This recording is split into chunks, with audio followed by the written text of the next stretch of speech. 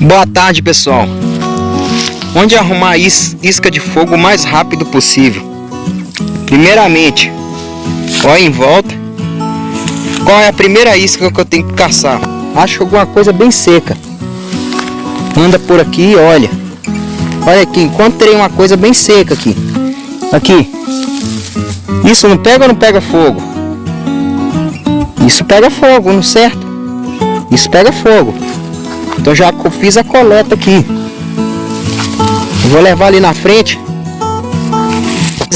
Pois é, pessoal, já tá aqui o negócio. Agora onde eu vou achar a segunda isca para fogo? Vou olhar.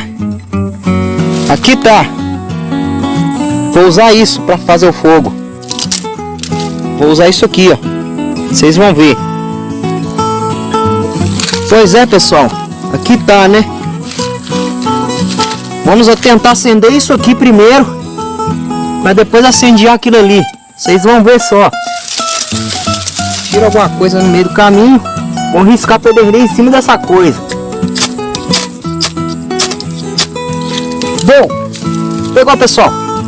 Pegou. Olha aqui. Olha só, pessoal.